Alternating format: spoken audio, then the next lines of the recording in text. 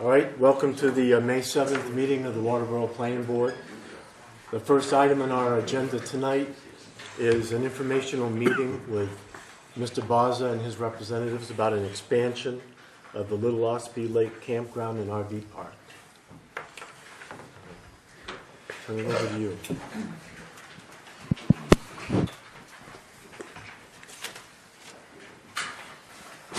Is this working well enough? You're good. Great, thank you. Good evening. Thank you all for coming. My name is Jim Fisher. I work with Northeast Civil Solutions. We are surveyors and engineers here in Maine, and we had the great pleasure meeting and working with Mr. Baza, who about 6 years ago purchased the Little Ossipee Lake Campground just right down the way. And what we'd like to do this evening is just kind of introduce to you a little bit about what we'd like to do, what we're calling Phase 2 for an expansion, proposed expansion of the campground. What you see before you, and I'll orient you here in just a moment, but what you see before you on this plan is essentially what's already here, Phase 1, which has existed for several decades, and then the proposal for what we're looking to expand the campground in the section over here.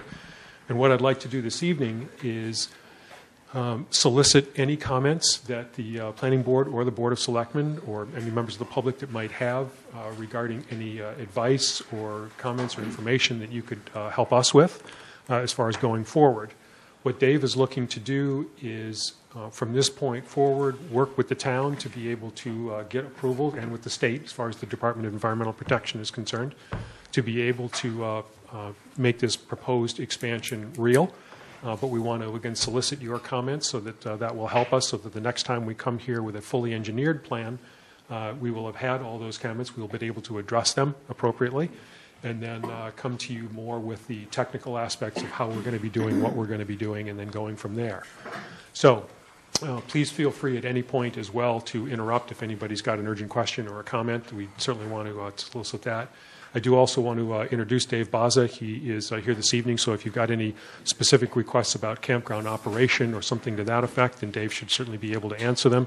And we also have Travis Letelier, who is one of our engineers, who will be able to help us if anybody has any technical questions. We will certainly be addressing a lot of the technical issues as we're back before you. But again, this evening we're just soliciting comments as what we refer to essentially as a sketch plan.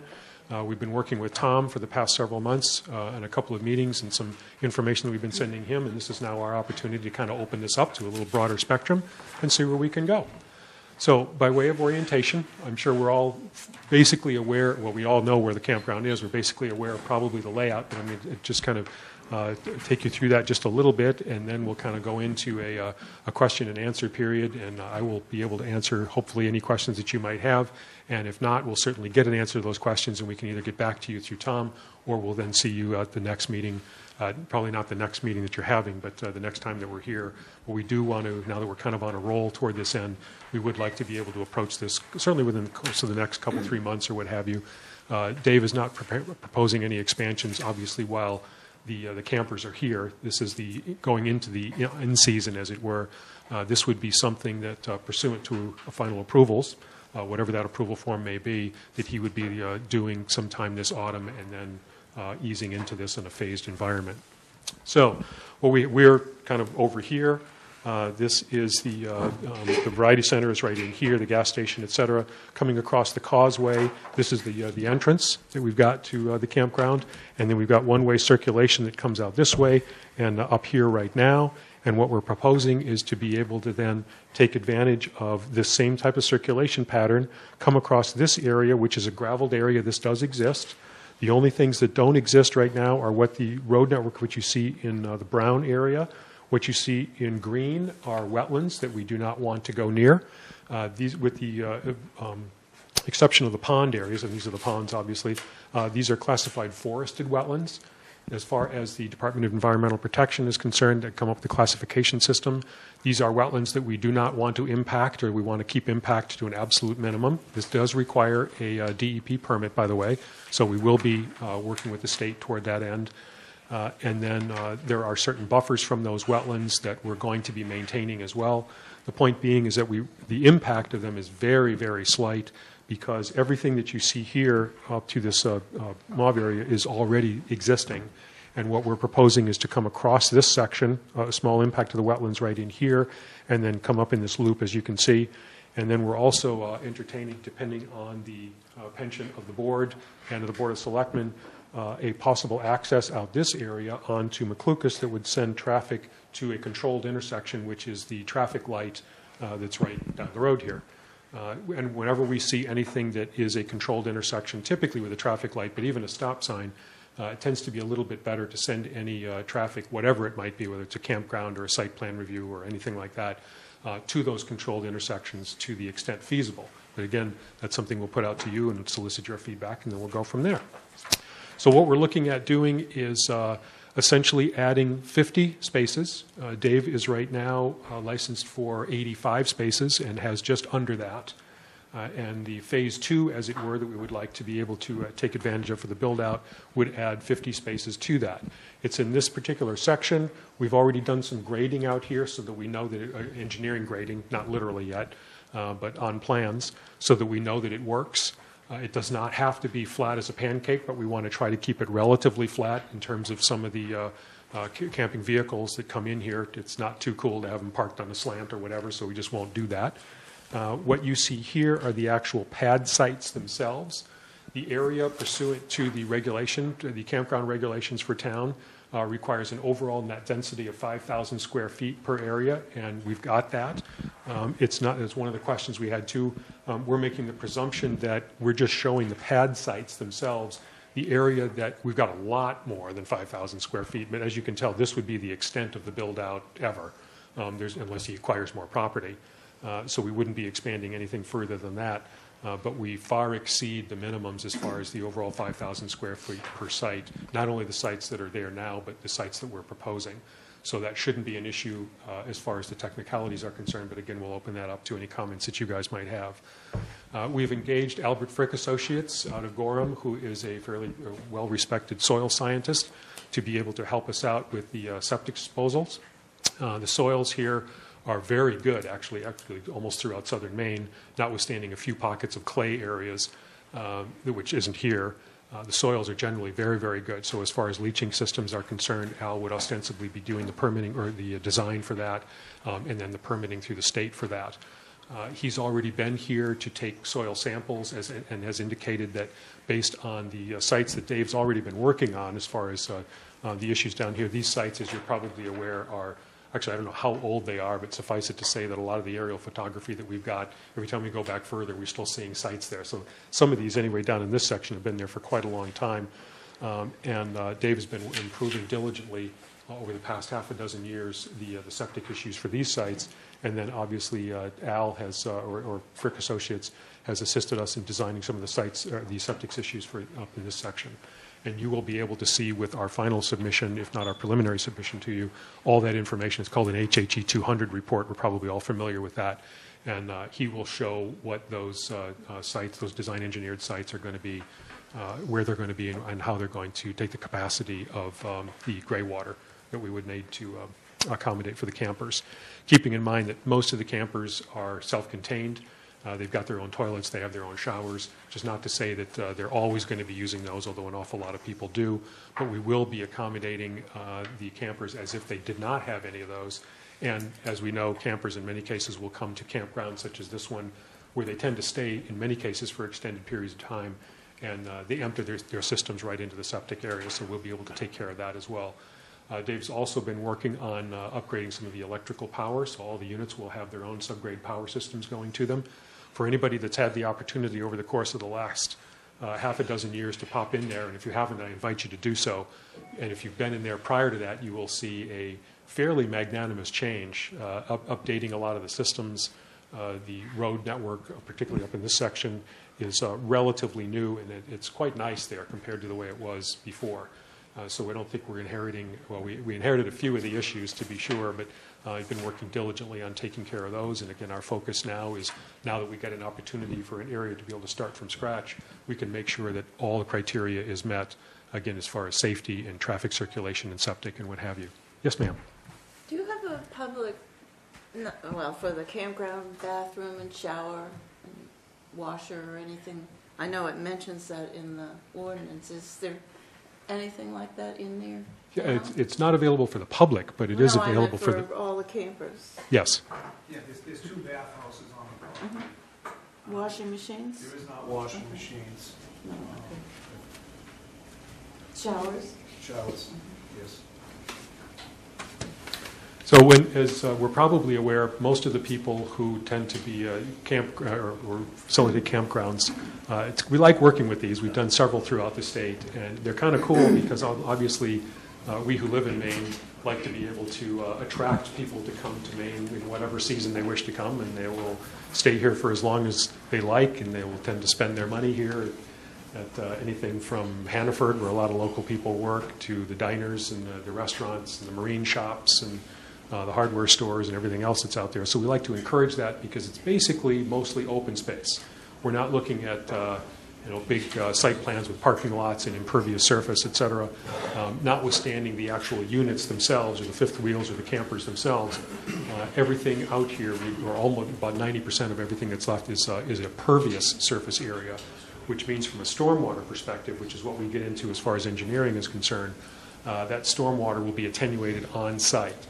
You're probably aware, or you may be aware, that there is a state law through the Department of Environmental Protection that does not allow us to shunt any stormwater off of our site that isn't going there already. The nice thing about this site is that and in most campgrounds, is that the extent of pervious surface that is available will take care of that stormwater right on site to the extent that it goes wherever it goes today.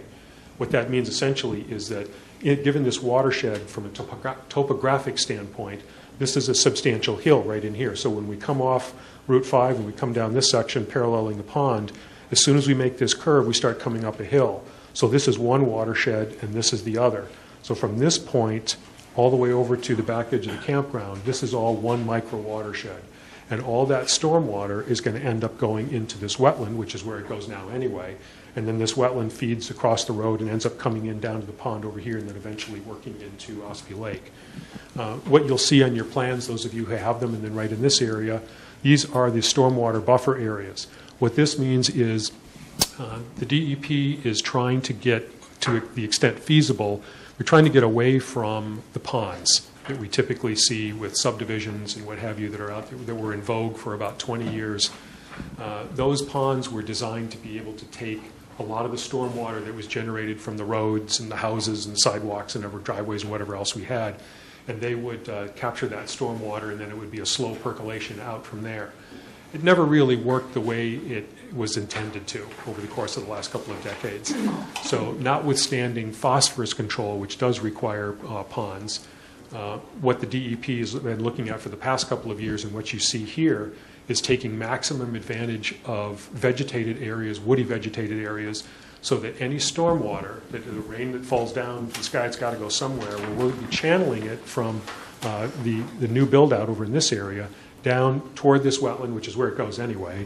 And what's going to happen is we're going to be creating woody vegetation areas right in these sections through which all that stormwater is then channeled. Basically, it cleans it. And what that means is if it picks up any sediments or dust from the air, if it picks up any sediments or dust from the ground, you get all this water that's got some what's called total suspended solids in it, stuff that we don't want to go into Little Ossipee Lake. This is a watershed most at risk, which we probably know. So we want to try to keep that water that goes into the lake as absolutely clean as possible. The benefit of doing a scrub system such as this is it actually cleans the water better than when the water's actually when it's raining. Because we here in the Northeast tend to get a fair amount of acid rain from the Midwest and what have you. The nice thing about these ponds, or about these pond areas, is that when the water generates or flows off of the road and the campsites and what have you, and it comes in that direction, the woody vegetation actually filters that, cleans it itself, so that the water that ends up coming into the wetland area and eventually into the pond is actually cleaner than when it rains, which is kind of cool. That's what we as engineers will take a look at.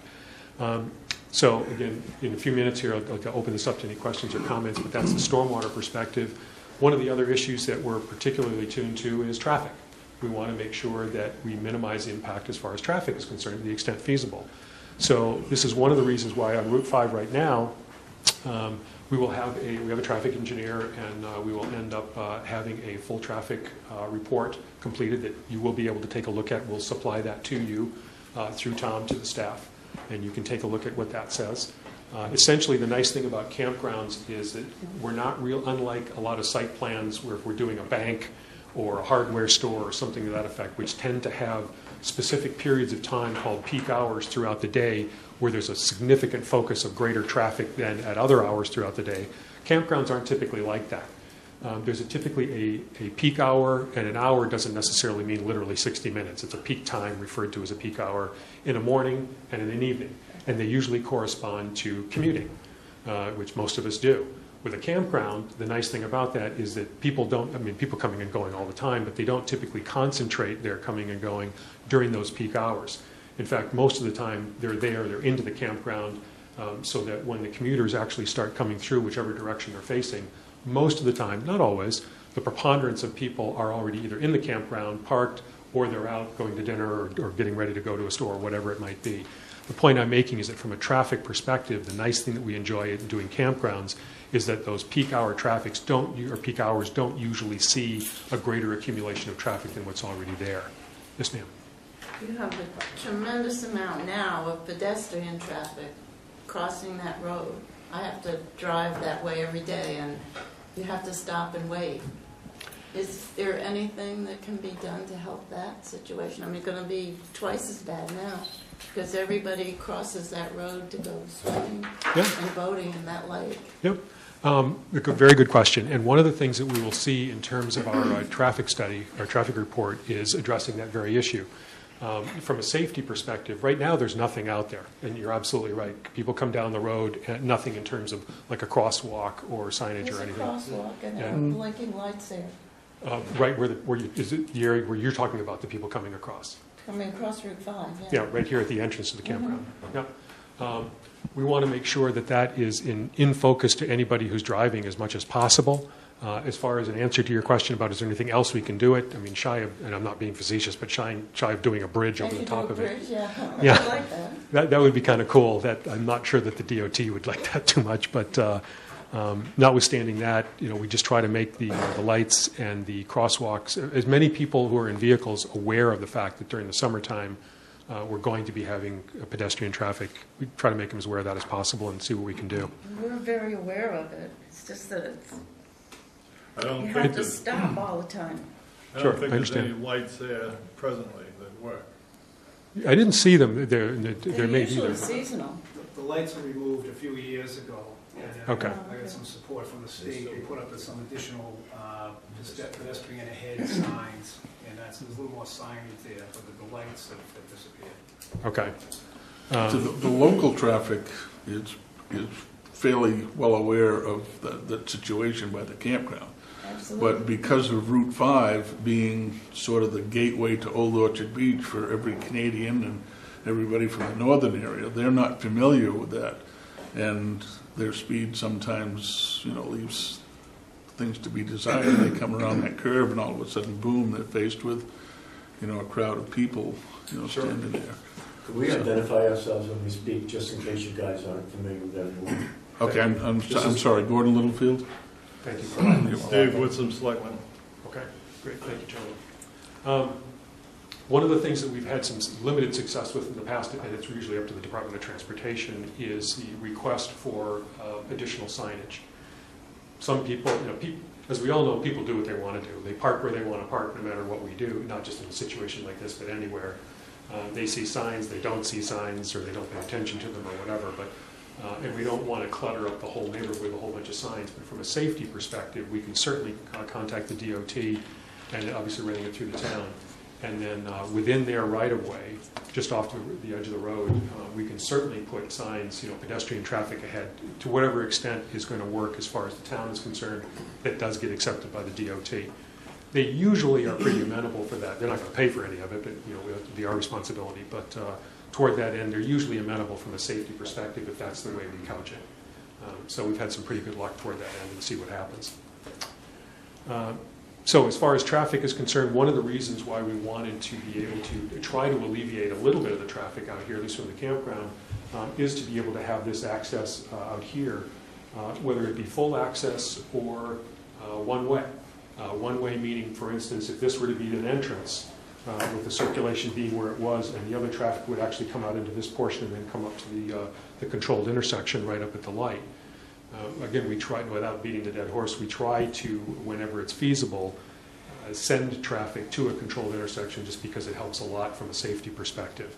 If the town is interested in that, we'd like to be able to pursue that a little bit further. How about just closing off Route 5 exit and having it all come in over Lucas Road? That's an option. I mean, you've got two. You've got a large amount of traffic that comes through, like Gordon says. It really doesn't care what's there. They're coming down through. They're heading for Saco Bit at Old Orchard. And by the time they realize coming around that corner that there's people going across to the water. Generally, it's too late. I don't know how many times I've seen near accidents there. So you've got a traffic accident and you've got pedestrian. The signage might help with the pedestrians. That's a little driveway. That and a little enforcement, but bringing all that traffic through that controlled intersection and up your new road would take an awful lot off. It absolutely would would. eliminate an awful lot of the problem. And a couple of things, we can certainly take a look at that. That's, again, one of the things that we actually did look at, which is why we ended up putting it out here. A couple of considerations for us. It's not major, but the campground has been set up such that the office is controlling the people that are coming in to make sure that there's no issues, et cetera. It is all set up in this area. This doesn't really lend itself too well to that, but to the point where we're talking safety, and if it works out that way, that's certainly an option that we would be willing to consider. At the very least, it might be, again, that's up to you guys, but it might be a traffic pattern such as it at least comes out this way, if not actually coming in this way. The nice thing about McLucas Road, obviously, is it was just recently paved, or relatively recently paved. So that works pretty well, keeps down the dust, et cetera. Again, that's something that we'd like to get your comments from. Yes, What is that? Looks like a little driveway on the old section that comes out of McLucas Road, right down the bottom. Right here? What is that? This right now is it's like a walking path, basically, that allows people to just come out. There's the pathway into the woods that's like right over here. And that's just, it's not an emergency access, it's not wide enough. People can walk through there. They've put a couple of safety boulders there so that people don't try to drive through there. And we probably keep there from a pedestrian standpoint, but this road right here, well, actually, this section where this road would be proposed right on the other side of here is the lower area. It comes right out at a level of McLucas. That's another thing from an engineering standpoint that we take a look at. We don't typically want to send traffic out to just below the crest of a hill or around a curve or what have you. In this case, we put it here. We could have put it anywhere in here, but this is the best place as far as sight distances, which is not really a big deal on McLucas Road because there aren't that many people that live there. There are about half a dozen to a dozen homes that are between here and where the light or the stop sign first, and then turning over to the light. But absolutely, that's a consideration that we would like to be able to think about. Given that, as far as a rough orientation about what we'd like to do, I would like to be able to solicit any other comments or questions or anything like that that selectmen or the board members may have.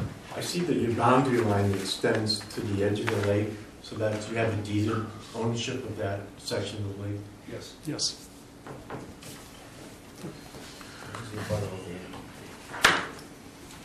Any other In questions? the Yes, sir. back? Oh, sorry.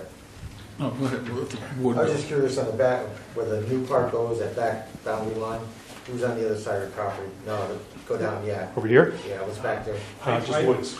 Piper, I believe. I think Piper, I've seen the name on the plan that owns that. Ken Piper, I believe. Okay. Right now, there's nothing really in terms of topography. It's just uncut woods. Gordon? Thank you. I live on McLucas Road. In fact, Cool. my driveway is just about across the street from that little walking site that you talk about. Okay. That's generally, ATVs go through there and golf carts and things like that. And I know that Dave was gracious enough during the time that the road commissioner put the new culvert in down there, that he opened that up so the residents on the upside of that culvert could actually exit and get out onto Route 5 while the road was dug up. But my concern there is that brook that you talked about, where the water is going to eventually end up in the lake, that traverses quite a large section of my property. It pretty much bisects it in the back all the way down through. So I have concerns about the amount of water that might be going through there, and also where my point is for my water supply, I have concerns about how much sewerage is going to be generated by that amount of people there that might impact my water supply. So I would like some assurances on that when you do your engineering study. I mean, I can point out where those things are. Sure. And why I mentioned the water coming down through that brook is in the past, because I've lived there for quite a while. There were campsites along the water where people actually discharged from their RV into the lake. And I made a complaint about that years ago, and I don't want to see that occurring on that upper level where, you know, out of sight, out of mind, they might discharge, you know, something up there. So I know that since Dave has taken it over, there have been dramatic positive changes. I mean, he's been a pretty good neighbor all around, and he's really done a lot for beautification and everything else. So I don't really have any issues with that. It's just the water supply and, you know, and the sewerage. Sure. That drainage there. Addressing the last point first, every site will have, all the new sites will have their own hookups. I've been around long enough that I'm very comfortable in saying, again, people do what they want to do, and it is an enforcement issue. Believe me, Dave's going to be more concerned about that than just about anybody else, and there shouldn't be any reason with these rigs, with the hookups that they've got. I mean, the hookups are very simple. Anybody who doesn't know how it works, it's literally just take the on-site hose and hook it up and twist it, and it's locked to be able to discharge. And since I've purchased the campground, I have a tank that we actually pump those units out on the pond and dump them ourselves into the existing septic system, so you don't have the campers, you know, having to do it themselves, and they're more apt to, you know, maybe it's dark at night and you just let this go in the water. I'm confident that's not happening. That may have happened before my ownership. Well, I know that it did because we witnessed it, and I made a complaint before the board at that time. Yeah. But like I said, I'm confident. We pump it. We don't charge to pump the storage, and the tenants have no reason to do that, in my opinion, because we handle it for them. Dave, what's up? How is the sewage handled? Just say you pump it, okay? But I mean, is the sewage discharged through the ground, or does it remove from the site? It goes into the existing septic systems. Okay. And toward that end, addressing one of your other questions, and then I'll get to the water issue as well. We have hydrogeological engineers that can show and will show with this with the septic systems, the septic fields that are going to be here, what the nitrate plumes are. The nitrates are the byproduct, or is the fertilizer basically. And we want to make sure that given the amount of gray water that goes into any given system, we can then show what the extent of the nitrate plume would be. And what that means is if you've got a square septic system, for instance, just out of example, if there's a septic system that's right in here, the topography coming this way, we'll see a nitrate plume that will come from that system that might come out this far. What that means is that there's a certain concentration of nitrates that are within that plume until they dissipate to the point of parts per billion that neutralizes all those nitrates, so that by the time they get to the edge of that plume, they are basically dissipated to the point where if you were to put a well, wells are considerably deeper than that, but even if you had a dug well, you would, according to the Bureau of Health, you would actually be able to consume that water. Beyond that, you wouldn't want to do it in the middle of the nitrate plume, but we will show where those plumes are going to be that will address that with all of the corresponding criteria that we need to be able to address. Criteria as far as the amount of effluent that goes in there. And then you had a question about the water. The amount of water that is going to be coming through this filtration system is actually the same amount of water that falls there now. We're not generating any additional water. We're just taking where the water would fall from the sky here and then just sheet flow or wherever it does to get into the system. We are now actually going to be channeling it to these different section areas to be able to filter that. So as far as the amount of water that would go into the overall wetland and then eventually into the pond, that's not going to be any different in the long run than what's there right now, because we're not generating any of that stormwater. Dennis, you had a question? Yeah, I guess more of a practical sense, you know, that let's talk about the waterfront, because that's one of the draws of why people come there, because they can access the lake. And I think, you know, you mentioned time-stamped satellite views, and there's been a increased number of docks that appear over time. And I think you're gonna add another 50 lots to this thing. What are we gonna do with, we're gonna put a marina up in front there, or, I mean? I don't have intentions to. But I mean, I guess, I'm maxed out where I am, you know, the amount of docks I have, the frontage that's there, I'm maxed out. There's no going any further. no, but you can go further out.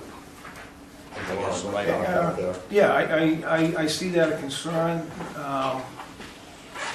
Well, I mean, I'm limiting what I have now. what I'm saying, years ago, there was a couple of docks there. Yeah. And I think if you look at satellite imagery over time, you know, what was a couple now is, how many do you have there now, right?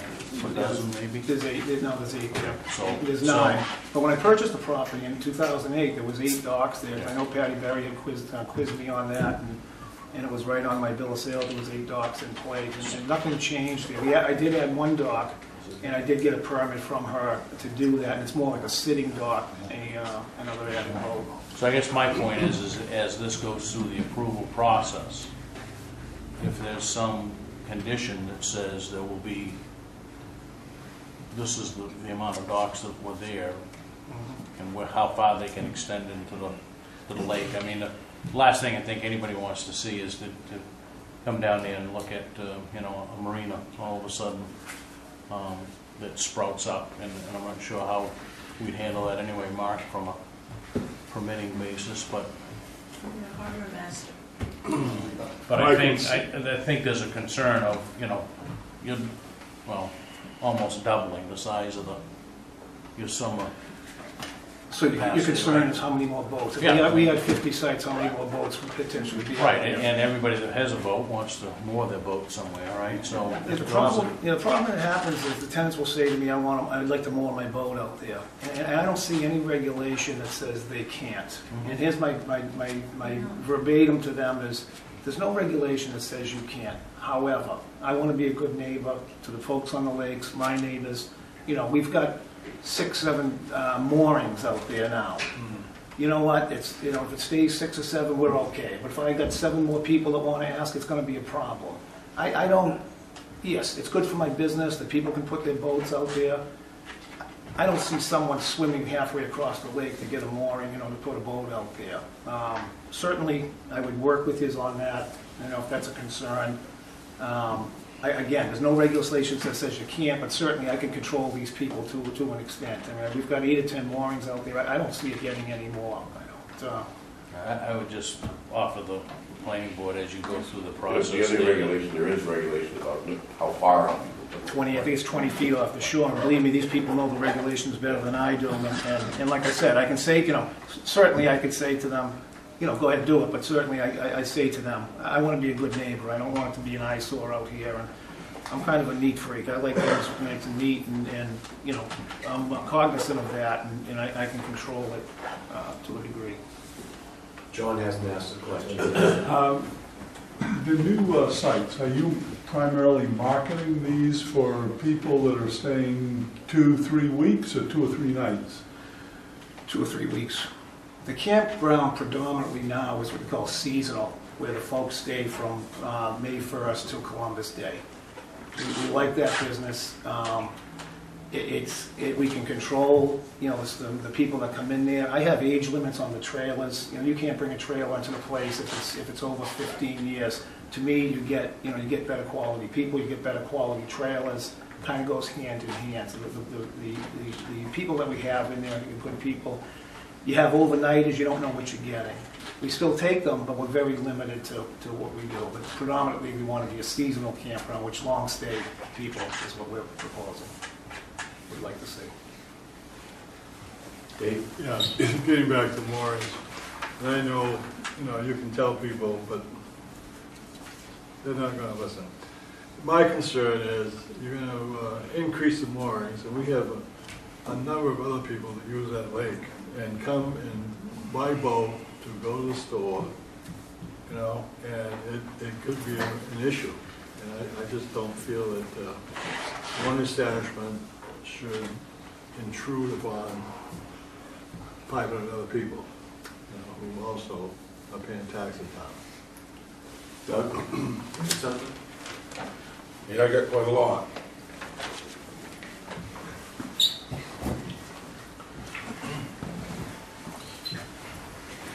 I'm going to speak as road commissioner, and I want to speak as a private citizen. I'm not opposed to expansion of this facility, but I am opposed to what has gone on in the past and what I'm afraid will go on in the future. I'm totally opposed to any use of the McLucas Road. The town of Waterboro taxpayers have spent over $80,000 to fix that road and pave it. It's not designed, it's not wide enough. We didn't have right-of-way width enough there to put in any more than a minor street. It's not wide enough to handle large RVs, as well as the intersection of McLucas and Ossipee Hill Road is too close to the intersection of the Ossipee Hill Road and the intersection of Old Alfred Road. A large trailer IV behind a vehicle pulling out of that intersection will clearly block all of the Ossipee Hill Road before it can pull out across the Old Alfred Road. So that's a serious concern for me. I'd like to make a comment on the lights. As far as I know, the lights are still up. I'm not sure, I haven't looked lately. The lights were there as long as the town of Waterboro would pay the $12 a month. The campground owners insisted that we turn them on, but when the Board of Selectmen voted that he should pay the $12 a month, all of a sudden the lights were of no interest. Safety did not matter. And that has bothered me considerably now for 2 years. Because, you know, $12 a month and we can't pay it? We put a little green thing out in the middle of the road? I don't think that's right. And as my job as road commissioner was to run the lights. Turn them on and turn them off. So the first thing is, unless it's some type of an emergency entrance onto the McLucas Road, I will be definitely opposed to that, and we'll fight that throughout the process. Route 5, the traffic. Is your opposition to all traffic or just the big traffic? No, all traffic. All traffic. All traffic. It's not designed for it. It's designed for the amount of traffic that's on there now. We used the existing roadbed that was there, and we took out the humps and bumps and paved it. Okay. As I have a great concern about the water, but first I'll go to Route 5. Route 5 needs a complete traffic study, and not one over a month or 6 weeks. It needs a 1-year traffic study. It needs a full summer's traffic study to study the traffic going up and down. And being that, as near as I can see, I have looked at a piece of property, and it appears to be the only entrance other than the McLucas Road. So it would require a much wider entrance, and an entrance that's much deeper at a wider area, so more traffic could either egress or egress the entrance here to make an easier swing in and out of there. That could be done with a wider entrance and more depth to the entrance. I've addressed the lights, but what needs to happen is there needs to be pedestrian warning lights put up a minimum of 400 feet from the crosswalk, self-controlled at either side of the road. They have them that show people walking, and right now we have a large problem with commerce because there's a lot of vehicles go up and down that road other than automobiles, and I get constant complaints as road commissioner about the people in the road, the people walking out in front of vehicles, and the fact that the lights no longer work. That is a steady thing I get all year long. Another thing as Judy alluded to, there's no reason that it couldn't put a skywalk across there. It would be very possible, and it would take care of all the pedestrian traffic issues. The water off the site, you stated that there won't be any more water runoff. I'm not an engineer, but I'm going to tell you that I disagree with that. You're putting 14,000 square feet of impervious roofing up there. The water off that roofing is going to be concentrated. It's going to run, and it's going to run down across there. Our culvert that Gordon spoke of earlier is not capable of handling any more water than it handles now. Now, you say that there's not going to be any more flow off-site. No, you're probably right. There's not going to be any more water off-site, and I don't totally agree with that either. Because we're still going to have the roads, and we're going to have the impervious roofing. But this has gone undetected by many people, that whole 6 acres was stripped. So all of the vegetation that was there that was taking care of the water is gone. So you're true. That was cut a few years ago in preparation for this.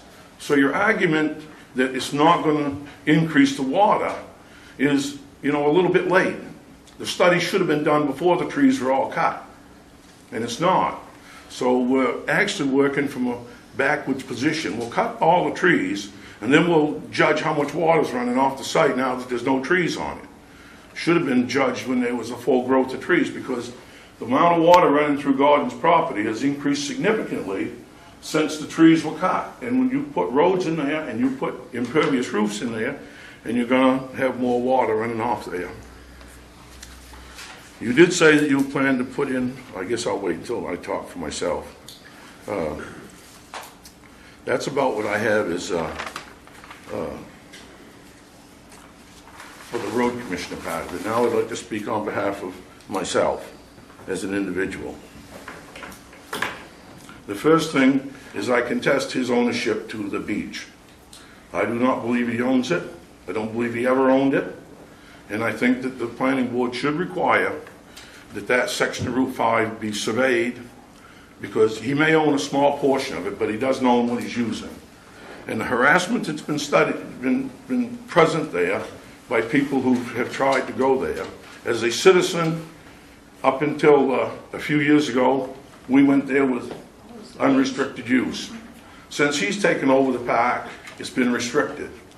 The state of Maine went in there several years ago and built a wall. They did that because the lake had eroded the property to the point where they said it was in their right-of-way. And I believe, as a citizen of the town of Waterboro and a resident of the state of Maine, I have a right to go in that public right-of-way. And I don't believe he has a right to stop me, but they do. I don't believe they can stop me from parking there or from using that. Other people that want to bring a boat in there can't do that. The courtesy of taking out the floating moorings is done statewide. We did not get that courtesy. This past winter, every one of those moorings were left there as a danger to people ice skating, people out there running snowmobiles.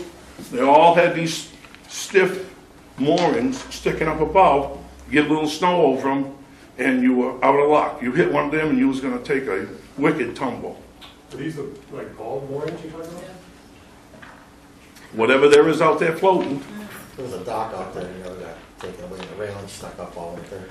And they stuck up all winter above the ice. It was only courteous that them things be removed. In every other lake that I have been on, the people generally remove them out of courtesy to the other people that are out there, and to the snowmobilers and fishermen and whoever it is. So I believe that you should require that section of Route 5 be surveyed, because it's a big issue. Dennis raised it, and it's a constant issue that's raised all the time about this. Over the past, there's been significant pollution come out of that into the little pond.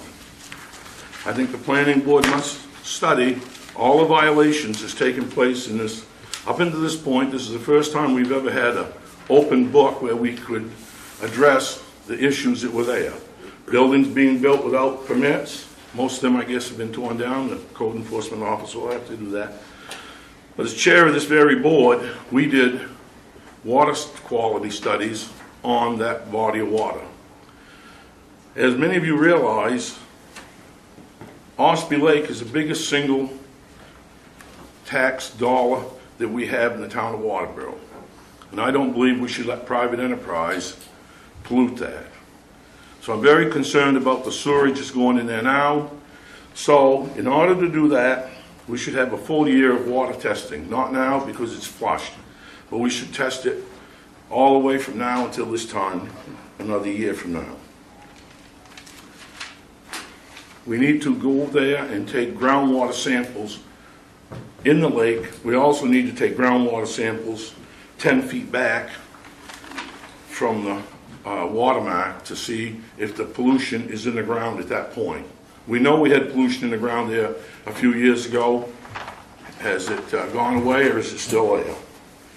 You're talking about septic pollution? Septic pollution, yes. As it was alluded to here earlier, over the years there were people who were dumping in the lake. There were people who had 55-gallon drums stuck in the lake, and there was a storage system at one time put in there that did not conform to the regulation. It was not the necessary distance from the lake. We also, on the upper part, we need to know how deep down bedrock is.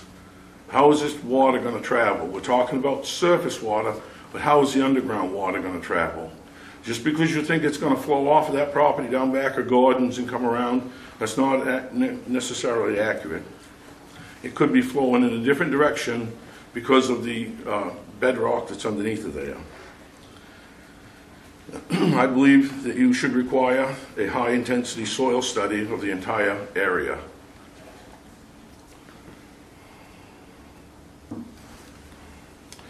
I guess you're not going to build any detention ponds, but they've cleared about 5.96 or 6 acres of land up there, and they did it several years ago as a prerequisite to doing this project.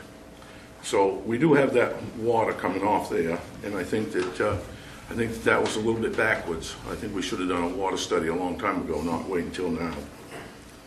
A phosphorus study is needed, as well as a nitrate study is needed on both the ground, and we need to have a complete analysis done of that.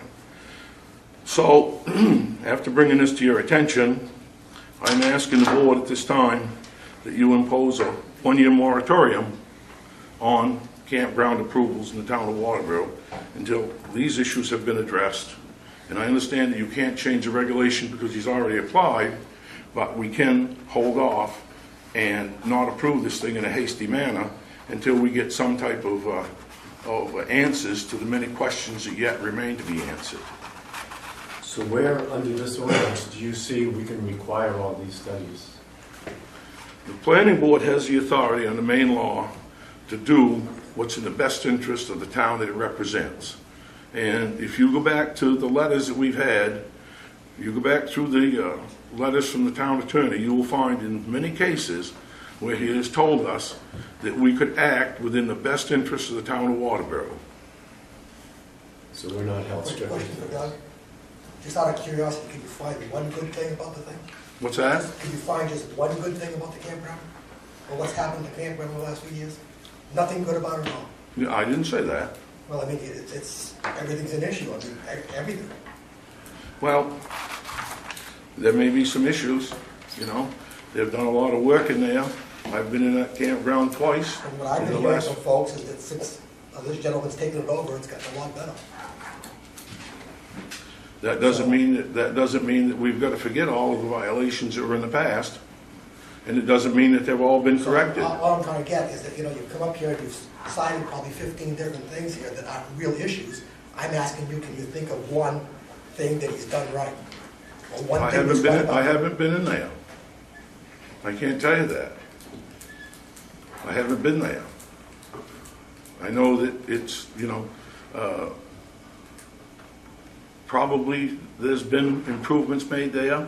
I know they've been in there working, but I have not been through it. I've only been up there twice to help a gentleman do some work on his place at 2 different times, and that was before, right after he took over the campground. So I haven't been in there much to tell you what's been done. All I do is look at the expansion that's taking place and think that we should make sure that we're going in the right direction, because I think polluting Ossipee Lake would be a terrible If he's thing. polluting. What's that? If he's polluting. Let's make sure he's not. Let's make sure that we're not going to do this. You know, this isn't my first day on the planet, you know. And I've built 3 of the biggest campgrounds in the southern part of the state of Maine. They dwarfed this by several times. And I know what the people had to do to build them. And I don't see that on this plan. My experience in this is fairly well known. Okay, we built campground for 250 sites, not 50 sites. And, you know, I look at this plan as being insufficient, what I see so far. I don't see... This is just a sketch. I don't see any place on He hasn't here. submitted his nitrate plumes or phosphate plumes. He hasn't submitted his DEP information. I don't see any place on here where they've provided the septic designs. Exactly, because he's just coming in for information. And, Well, and I mean, you're just slamming him. Then we give him information. Okay. Thank you. Thanks, Doug. I have a question, going back to the waterfront again. Outside of that boundary going towards Lakeside, are there docks in that area? Because it looks as if there's space into that corner. I mean, theoretically, could Lakeside put a dock in there? No, the Sunnyside Cottages claims they own that property too. So it's not just this applicant, it's Both of those property owners claim ownership of that property. That little corner piece? But if you cite down the roads where signage have to be for right-of-ways down through there, there's clearly something's wrong through that area. My only point, I think, is, I'm not certainly against this. I think it's, you know, would be a huge boost from his perspective and business in the town perspective, but there's a limited resource, which is the frontage on the lake. And I think that the planning board needs to sit and negotiate and say, this is what it will be, right? Drive a stake in the ground, and that's what it is. And I think that you sound like you're certainly amenable to having that discussion and saying, hey, this is, but, you know, I don't think that, and I think that has to be done, because I don't think 10 years from now, you know, somebody decides that I'm gonna put 100-foot, 300-foot, you know, docks out there, and I'm gonna have, you know, slips and everything else in it, you know, and it's gonna look like Richardson's Marina. So I think that's the risk that we have if we don't do something, because it will continue to migrate. It has since, you know, go back and take the first satellite image that you had. How many docks were there, right? And what are there now? I mean, it's Well, yeah, I've had people who've had camps there forever, that their families have owned it, and they say they can't do, they used to be able to water ski right in there up to their camp, and, you know, you can't do it anymore, because there's all those moorings and everything out there, and I know, something's I think it's got pretty to be, easy, it's got easy to to be resolve. controlled. Have a survey done. I I was don't told think that that's an around here. unreasonable thing to ask for a survey to be done. But you know, if it gets worse, then Why don't we start with that? I think those are those kind of things that you need to answer. And that way going forward, we know exactly what it is. John?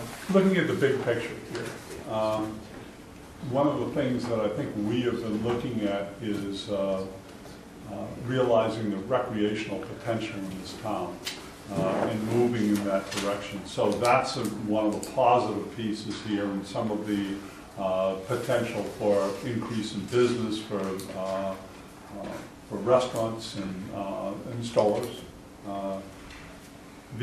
But the other end is Doug is saying proceed with caution, because it's easier to go slow than to undo.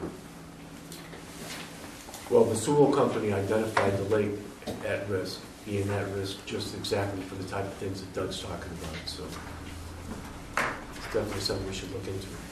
Beth? If you go back in the records of the planning board, you'll find that in the years that I served on the board, we did several water quality studies. When Nassau College was in business over there, Dr. Chulu did extensive studies of the water flowing in and out of the pond in front of this campground. And that was the first time that they were able to, and he was the one that came up with it, differentiate between fecal matter, diluted, human, and animal. And they found that there was pollution coming from up on Ossipee Mountain from a beaver bog up there. So that beaver bog was drained and the beavers moved out. But after that was done, yeah. They packed up. After that was done, we did more studies on the water until the time that Ray Keller stopped doing it. He was doing tests on the lake periodically all the way around it. We found numerous septic systems that were draining into Ossipee Lake, directly draining into them. There are still quite a few septic systems that are draining into Ossipee Lake, but we was also getting leach from the campground. And if you want to go back and do the history on it, it's all there. And I think the Lake Association does what, practically a yearly test, water quality test up there? They do some monthly, and I think there's several other ones that are done probably 2 or 3 times during the summer. So there's a lot of benchmarking out there for There's, you know, and, you know, I said in the beginning, I'm not opposed. I just think that putting the greatest asset that this town has at risk is, and it's been well defined, that the position of the planning board and the position of most of the people, all the people that I know that have served on any board in this town, the lake has always been of prime interest to see that we maintain it. And I don't think that requiring certain necessary studies to be done is anything wrong with that. You know, the water, they want to talk about things. You know, all the roads in there were paved. Anybody else that goes in and paves that amount of road would have required a DEP permit because they created an impervious layer. That did not happen here. Okay? This is in the old section. This is in the old section. So we have additional runoff there that was never, ever calculated and never done. So, you know, I haven't been up here bad-mouthing this situation. I haven't been in, therefore I don't pay attention to other than what I can see when I drive by. But I think that we have a real need to really study this for a period of time before we do anything. I think, you know, moving forward at too fast a pace is going to be a bad deal for the town. I have one, I guess, question. If this is the lot line, do you have some units that are off your property? Oh, I wondered about that, saw that overhang. When I saw that plan, I did it. I'm just, You know, the answer is okay, so the plan is wrong? well, this is an overlay, the property has been surveyed, by the way. And this is just an overlay. I think somebody brought this up earlier. This is purely a sketch. All right. We're engineers as well, and we're going to submit to the town a very, very highly engineered study. I know where the markers are, and I saw the plan, and I said, I hope my markers are right where they are. Well, either that or you're gonna revise 4 or 5 more? Yeah, pull those yeah. forward. Gordon? I'd like to address the issue of the docks again. Early on, when I got on the board, this controversy came up, and I did quite a lot of research for the board at that time concerning that property, and I contacted the state of Maine, the Department of DOT, and they sent me down stuff. And we could really find nothing at that particular juncture, and maybe it is going to take a survey to do it, that was not in favor of him having the docks where they are. But more to the point, to Dennis's point, where if we continue to have a lot of docks, are we going to have a marina? Now, I know that when he originally purchased that property, he has now since purchased another block of property so that will allow for this expansion. And I know that there is a place right on Route 5 that is just you've got the barn that sits next to the old barn that was turned into a house. There's a place just beyond that, a gray house, that's under foreclosure.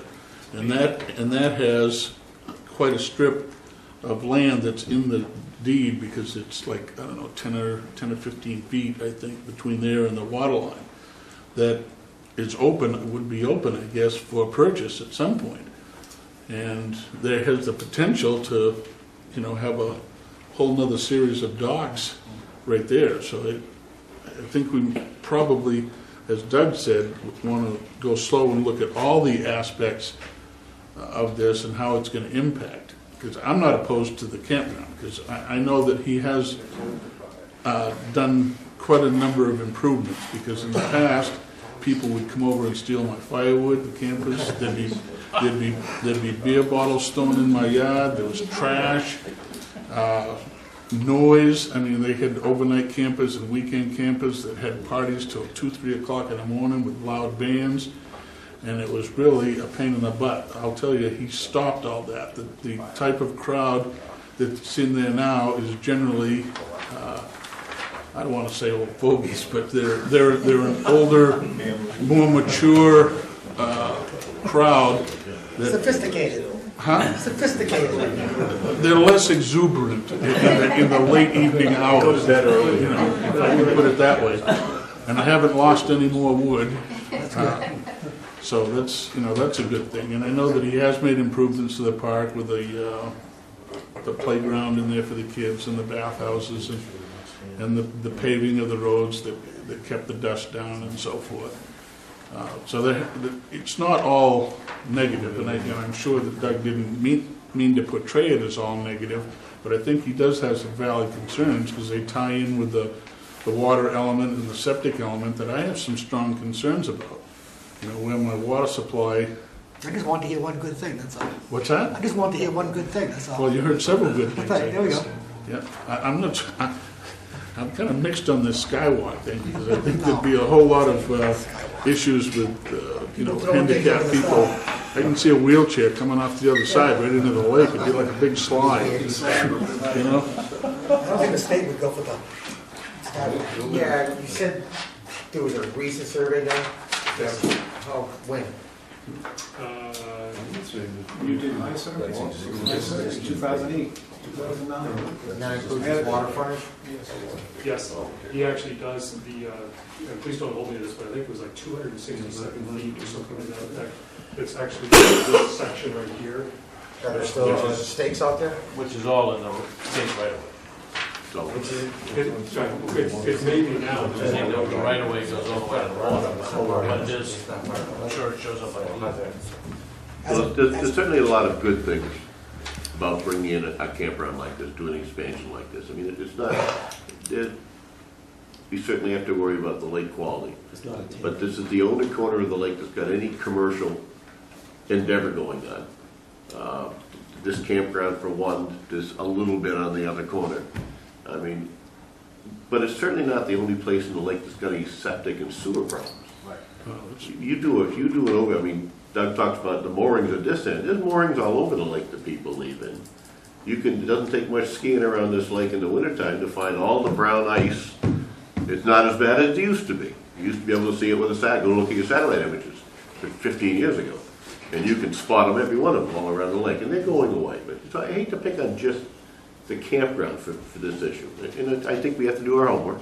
Can I just say, that's an easy fix. If I didn't realize, I mean, those could be gone this fall. That's an easy fix, I can tell What, you. The mooring balls that are out front.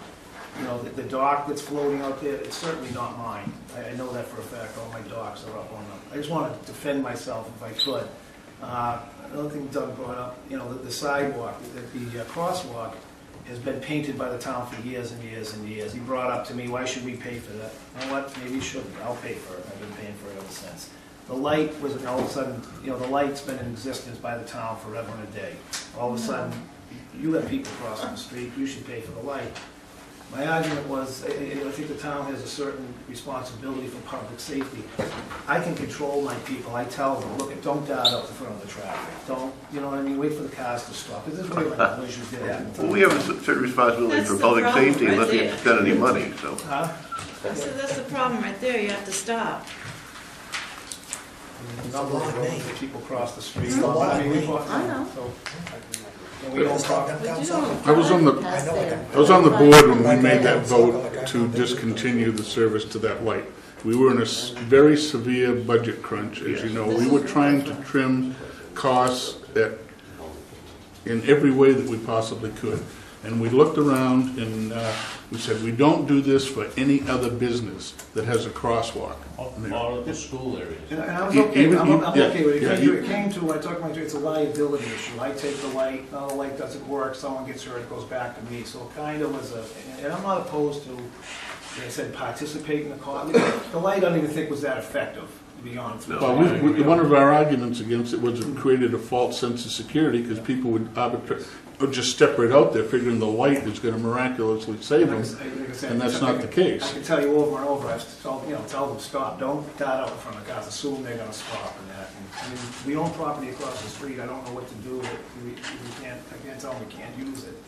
I don't know if I can say this, but we're talking about possibility of putting a swimming pool in to take some of that traffic off of that Route 5, and was part of the plan. Because I'm very concerned about the foot traffic going across. Well, I for one am delighted to see you coming in early like that, and this is something in the next year you're starting in the fall. I think we've got a lot of room for some more workshops and talks, and I think certainly got some of the issues out of the way. I mean, I want to work with you folks. I'm not a bad guy. I took an existing campground, I cleaned it up, and I just want to continue business and keep the peace. If I could, I'd like to express maybe, I think that the thing that I've heard most about the campground, the thing that I've heard most from everybody in town that talks about the campground is crossing Route 5 and the property that you own, supposedly own, up on the lake. And the fact that everybody in town that's used it in the past can't use it anymore. So I would suggest, if you want to be a good neighbor, probably work something out in this plan that part of that frontage could be used so people could moor their boats to go to Lakeside Market or do other business, and some of the locals could probably use that property and not hold it so tight. I think that would be a benefit. I think your idea of a swimming pool would take some of the load off, because some people would like to clean water in a pool versus crossing the road. I think that would take some pressure off the Route 5 situation. I was just concerned about a liability issue. I own those docks, someone falls on them, and the way people are today, I fell on your dock, I'm hurt. And I understand that. And that's why I've done it. I'm not saying it's something you have to do, no. but you're talking about being a good neighbor. Yeah, I know. I think that would be a real good step forward. I'm okay for sometimes good guys finish last, they say, but I'd like to, you get I've sued learned that because too. someone falls on your dock. But I do know boats do come into that corner to go access to the store, they mooring the boats, I don't know who owns it, but. There isn't really any clarity on that corner. I know that I've heard from people that they used to be able to access Route 5 from that area. Now they can't. Someone put like brush up in that corner too, so somebody's gonna. Yeah, that's the heirs of Harry and Bertha Smith. They're trying to deter We used to people swim there from for years. My wife, That's where the beach there was a little beach area. My wife, who was born Yep. here, I mean, she used to swim there all the time with her sisters. I'm sure that Dennis, my brothers and stuff had been over there. And when it comes to the liability, it's just like the people that are camping in your campground. There's no more liability for that than somebody else coming on your dog. We did. I'm not going to confirm or deny that. I don't kick them off, they come in, they go, that's. You could probably come up with a single dock and 15-minute parking and arrange something with the guy in the corner over there, because there's the store they're going to. There ought to be a joint relationship there somewhere. Yeah. Do we have anything else? Any more questions? We got a skywalk from the corner of the lake. There we go, all right. Right to Lakeside, more like Race Route 5, we can just. I can see the first logging truck coming through with them. Go underneath. Let's face reality. The pure reality here is if the state would ever belly up to the bar and do what they're supposed to do to Route 5, some of this would go away. Yes, it would. But they're gonna put lipstick on the pig. And one of the reasons they're having a problem is right there. That's They funny wanna- because They wanna Leo- come down and do it with the shoulders and do it right. But they can do whatever they wanna do. Yes, they can, but keeps getting narrower and narrower. You look at pictures, you look at the postcards from maybe 100 years ago, that wasn't like it is now. No. It's a lot narrower. Leo talked about raising that bridge a little bit and having boat access to that pond. That's what I thought, I thought You that just for said the years, but same wouldn't that be nice? That would be handy. Boats off. Again, it goes back to the state. So that they can wander it like they do over at Mousom? You know, Yeah, and just pull Underwood. Judy, The parking. What's his name has a tunnel under? Judy and Jimmy have Wiggins. a large postcard collection. Oh, that's right, he does, And right. He I have does. a postcard collection, and I can show you postcards of that causeway, they're calling it. Should have come to back the in- Historical Back Society in meeting. 1800, and it's much wider Much than it wider. is now, Yep. much wider than it is now. That's why the state built the wall up there, and at the time they did, they claimed that it was in the state right of way, that the ground had eroded, so that there was no more private property on the outside of it. And that's why I think that it should be surveyed, and if it's state property, then anybody ought to be able to put a dock up there.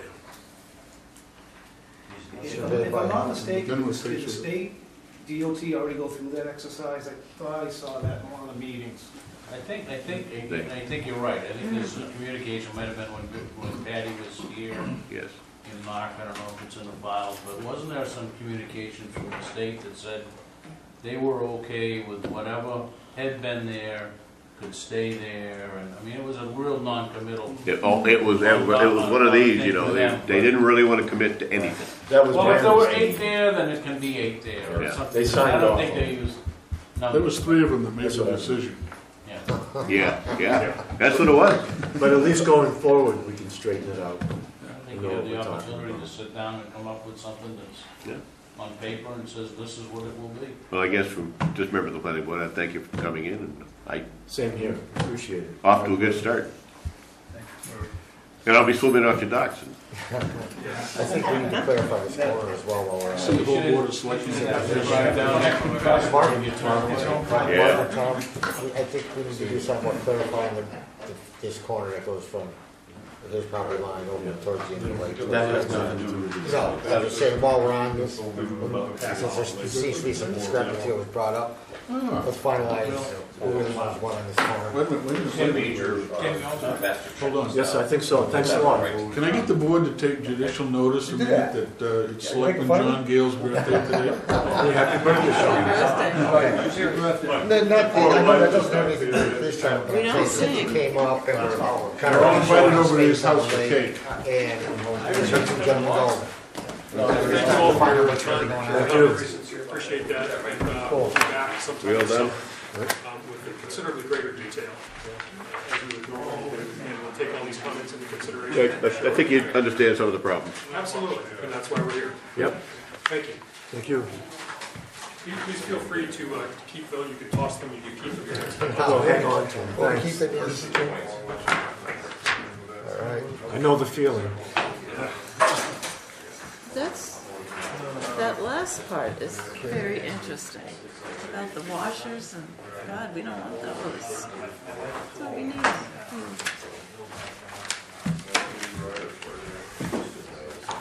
Okay. Can't do a motion to adjourn, that's okay. We got a couple things. Frank? One thing I'd like to do, looking at the agenda, was, if I could, add to the agenda to review, discuss, and possibly vote on our recommendations for the driveway ordinance.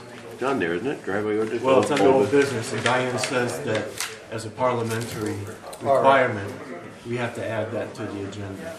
Now, this is just going to, We'll discuss the changes we'd like to see and possibly vote to send it back to them. send it back to the road review. But we will have a discussion on it. All right. I didn't bring my copy of that. Do we need to vote on that, Dianne? You really probably should. Motion to add to the agenda. Second. All in favor? Sorry, Sam. We'll add that. Get that out of the way. Cheers. Thank you. Hey, thank you. Review and accept agenda, which we just did. I don't think we have any communications, no announcements. We do have the minutes of the previous meeting, April 16th. Has everyone had a chance to take a look at those? I would certainly like to hear from the town administrator, I guess, whoever went to this meeting with the broadband and economic opportunity. I believe the only attendee from town hall was the town administrator. So, Look forward to hearing from him. He's likely to give a report to the Board of Selectmen, but if you'd like, if you want a written report, or do you want him to come and present something to you? I'd like to hear from him, Okay. if he would, yeah. So let me put in that request for a future board meeting. And a written one from him would be fine. Status report on hiring of the new planning board secretary? Done. You got to. Oh, I'm sorry, I forgot, we need to approve the minutes. Motion to approve. Second, Second. any discussion, all in favor? I wasn't here, I was absent. Andy wasn't here. You can't vote. No, I'm not. No. So that's approved, so I don't think there's any report to officers, so back to the new planning board secretary. I like the one we have. What? Was that on there again? Yeah. No, just report of officers. You know I'm not letting go. It's just report of officers. Tom? The current status is, as of yesterday, the town administrator forecasts that a new planning board secretary will be on board the first week of June. He's still in negotiations relative to salary. So you're not prepared to say who it is? I believe the name has been released. Yes. It's a lady from Springville, Maine, Tamara, I've forgotten her last name. She has worked for RSU 57. She's worked for Department of Defense. She has a fairly diversified background, both in secretarial science, research, and brings a lot of interesting skill sets to the table. So the decision has been made. It's more that the administrator has to work out a mutually acceptable salary. But he feels very positive that she'll accept, and the hope is that she'll start the first Monday of June. And if the board members need a copy of her background and resume, we can certainly get you one. I'm all set. I'm good with Gary's recommendation. Next item, review, discuss, vote on 2020 Master Planning Committee Sector 2 suggestions. I think that was pretty much just carried over, because we did discuss it at the last meeting. So the board gave me some good feedback, and so we're good on that. Expect sometime in June you'll get the next sector, which will be from Lakeside running up to North Waterboro. I'll put that on your agenda for June. Somebody already beat you. There's a nice consignment shop on there. Yeah, absolutely. So we're good on that one. So there's really nothing to vote on tonight. Last item is the driveway ordinance.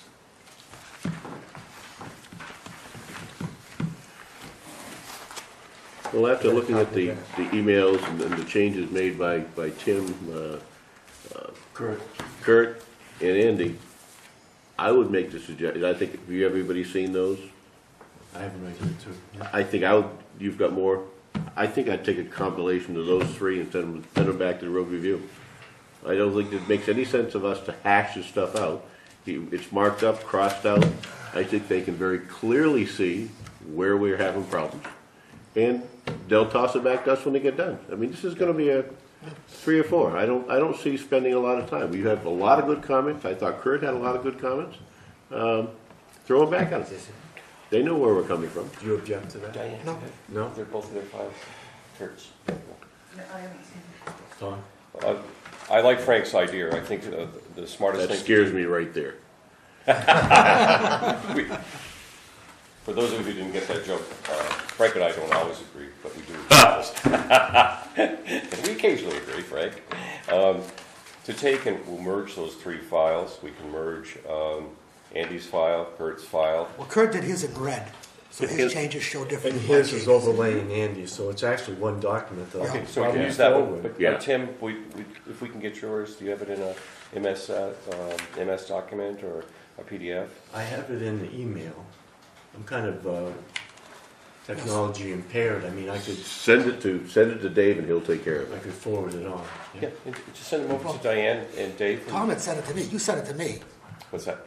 You had sent it to me That was the originally, I original. think. The original. And then I sent it out on email, so anybody that downloads it on the email can put it into their PFD and change it. That's how I did Well, it. they'll go ahead and send it back to road review, but I gotta express my concern about the section where it says an independent engineer can grant the waiver. The road bypasses us altogether, so I wanna hear what the road review committee says about that. And it was one other thing I didn't care for in there, but hopefully these guys will catch it next loop.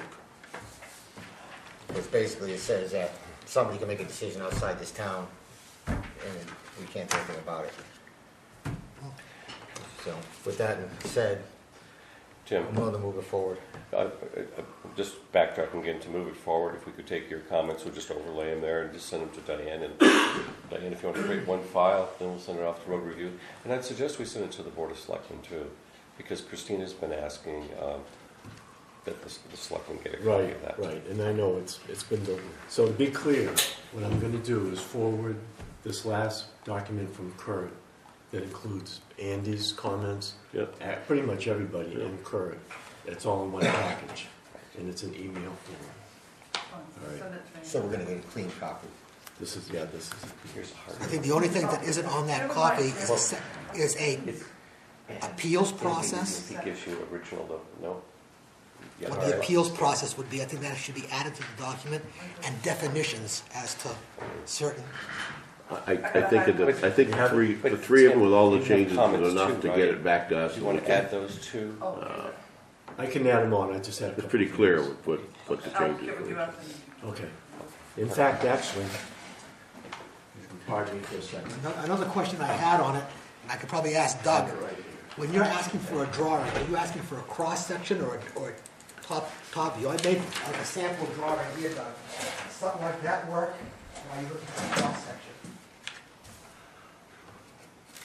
No, that'd be the drawing. We're only asking for a drawing from 25 feet, at the first 25 feet. Yeah, I'll show you the road, I'll show you the intersection. This is 125 feet. I'm showing you what you need. I'm just showing you the whole road. Think about it. Two things on here I want to discuss. One was the engineering. It's not the end of the road. No, I realize that. Down view like this, you're There's looking for something a else. section. We're just looking. No, I That's think okay, you know what? I think that'll get you that'll get you the most progress. I think, oh, absolutely. I agree that this is boundary coming marker here. way Got a far boundary forward. marker It's, here. let's kick it back and let them mess with So it. anybody Yes, that's we've out been there, working on And, it. locate I'll tighten up on the some, right. some, It's no, it's yours. location. Thank you. That's all. Yeah, perfect. This is the latest of everything, right? Awesome. I ran out of ink on my printer. Yeah. And So that's got sectional drawing, the same thing. That's got way more detail than I think. This it will needs. eventually get sent to the fire chief. Yes. Power, Yeah. the size of the pipe, dig safe number, This thing, I- underground utilities if there's any. I've got strict opposition to using line. road. Where did you say, I mean, that's what the ordinance, I went through it line by line to make sure we had it covered. Yeah, then, but as far as this part, all we're looking for is just where it's located. Yeah, yeah. And the rest of it is to use. I just made it so that you could tell where it is. And I didn't understand the part you just said about, an engineer being able to. Part 4, it's under section 4, which, and basically if, I don't know if it really said that if it doesn't meet our criteria, as long as It we goes on get. to say that the public works director does not have to accept the engineers. The public works director has the say, even if an engineer comes in, he doesn't have to agree. That got scratched. What's that? That's not in there. You scratched, think- you guys scratched it. I think that, I'm not comfortable So with just somebody for- outside the town. I think an engineer can make suggestions and say, you know, he believes this is critical, but whether it goes to the selectmen or goes to somebody, it needs to pass through the town committee of some sort or another. You don't think the public works director should be able to make that determination? Evidently not. No. Let that's the not what it record said, show though. that Dwayne disagrees with that. I disagree with the engineer having to say that he can grant the waiver. Right, okay? All right. You can't grant. You And should send it down to road review and let them send it back to us. well, that's what it says. The new draft is what they're asking for. The draft you guys are gonna get back to mess with, it has that in there, and I'm just not comfortable with that. And the other section where it says that private roads, that the driveways that don't meet our town standards on a private road now, it is private road, can be, when it wants to be turned over to a town road, we can turn it down because the driveways don't meet our standards, and that got scratched as well. And I don't think that's fair to everybody that comes along and has to do this work, the town roads that are existing, and have to make their driveways like this. And then you get someone who builds a private road and just does what they want with their driveways, and then eventually down the road, they solicit the town to make it a town road, and you got all these driveways that don't meet standards.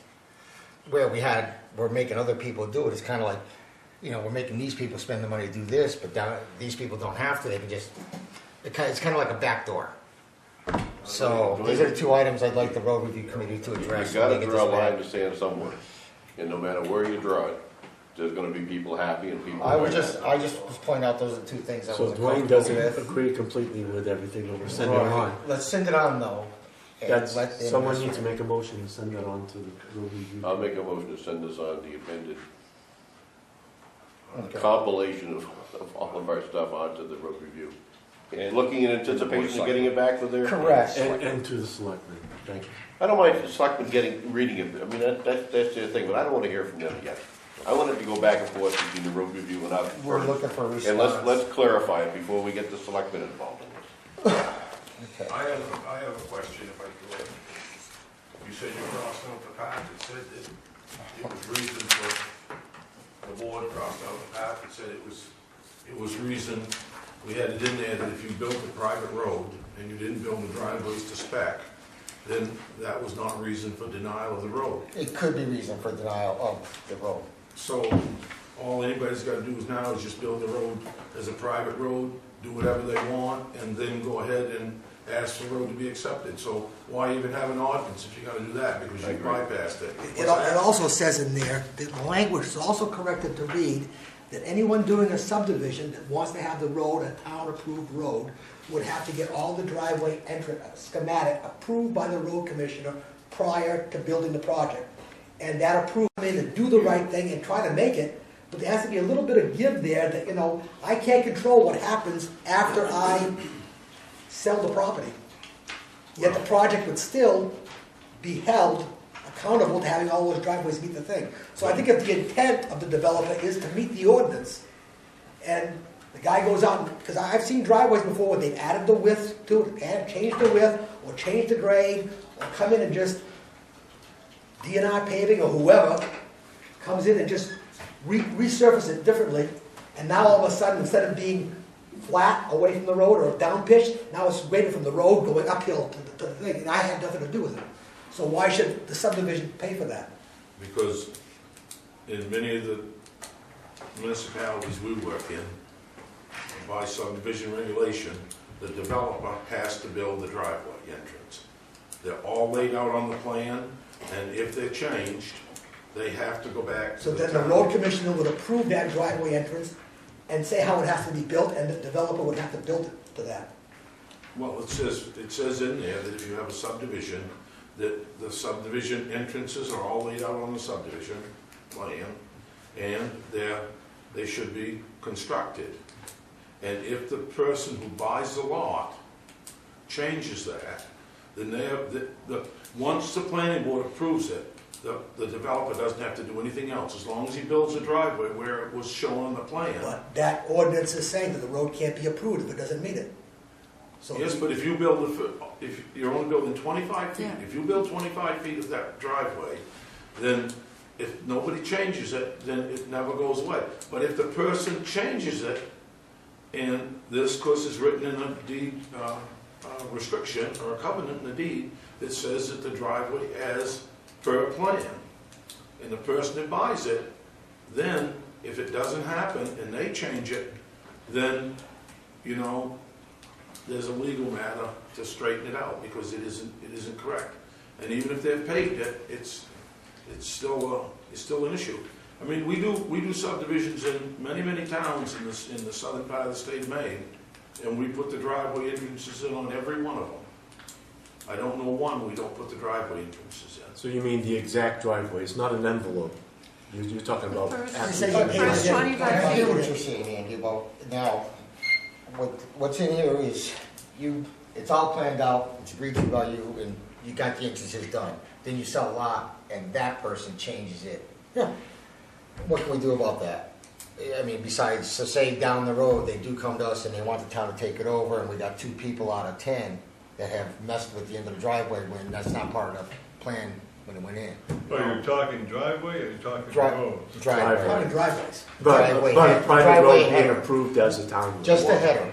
Why First 25 feet. does everybody make such a big deal out of this? You have a code enforcement officer. Part of his problem is to see that subdivision plans meet subdivision specs.